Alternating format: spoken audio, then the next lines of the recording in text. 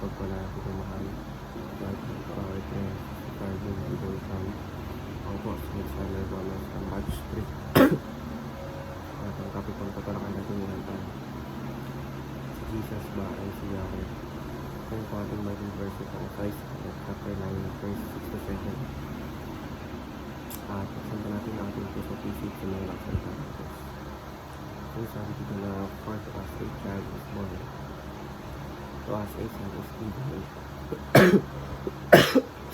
and the government will be on his shoulders, and may never call wonderful counselor, mighty God, everlasting Father, Prince of Peace, of the greatness of his government, and peace there will be no end.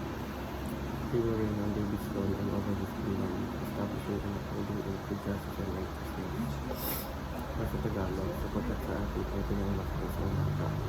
Sa atin ay binigay ang isang laking laki, at ang pamamahala ay maatin sa kanyang bibig. At ang kanyang pangalan ay tatawagin. Kamangha-manghang sa kapayo, sa kapangyarihan Diyos, walang hanggang Ama, prinsipe ng kapayapaan. Teaching number 1, Jesus is mighty God. Pinapakita sa verse na ito, Jesus ay nagkapangyarihan at kapangyarihan ng Diyos. Sa Bible, ang verse ay tumutukoy sa isang anak na pinangako. Yung tawag na wonderful counselor, mighty God. Tagapayo, makapangyarihan Diyos. Ito ay nagtuturo na si Jesus ay Diyos at pagka-Diyos at may paripat sa lahat. Teaching number 2, the mighty God is Yahweh.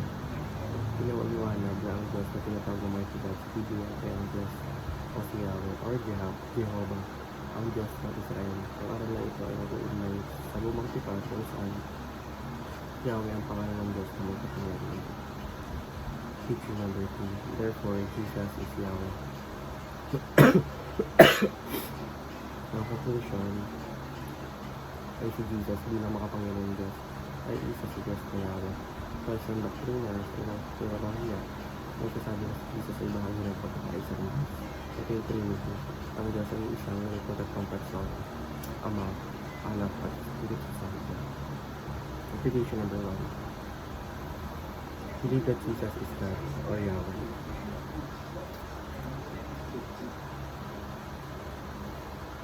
Ang unang application ay ang pag-accept na pananampalataya na si Jesus ay tunay ng Diyos. May kapangyarihan at otoridad. Ito ay nag-uudyok sa mga mananampalataya na magtiwala kay Jesus sa lahat ng aspect ng buhay. Application number 2. Harmonize the scripture with humility.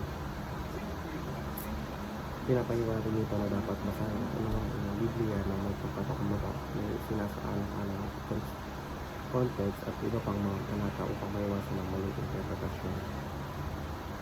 Application number 3. Interpret scripture with scripture.